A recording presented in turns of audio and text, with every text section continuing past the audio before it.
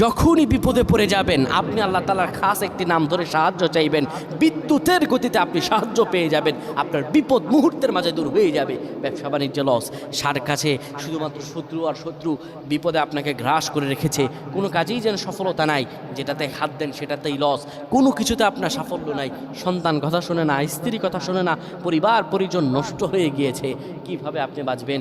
প্রবাসে আটকা পড়ে গেছেন, আসতেও পারেন না, কোনো কাজও পাচ্ছেন না, আপনি আমলটা করেন। এটি আমার কথা নয়, বিশ্বনবী মুহাম্মদ রাসূলুল্লাহ সাল্লাল্লাহু আলাইহি ওয়াসাল্লামের প্রিয় সাহাবী হযরত যায়েদ রাদিয়াল্লাহু তাআলা আনহু, তিনি একবার মক্কা থেকে হিজরত করে যখন মদিনায় যাবেন, ঠিক সেই সময় বিপদে পড়ে যান। ওনাকে একটি লোক বিপদে আটকে ফেলে এবং ওনাকে হত্যা করার চেষ্টা করে। তখন তিনি আল্লাহ তাআলার এই খাস নামটি ধরে সাহায্য চেয়েছিলেন, আল্লাহ তাআলা তাকে বিপদ থেকে মুক্ত করেছেন। সুবহানাল্লাহ। সেই দোয়াটা কি? তিনি যখন বিপদে পড়ে যান তিনি বলেন, আগিসনি ইয়া রহমান।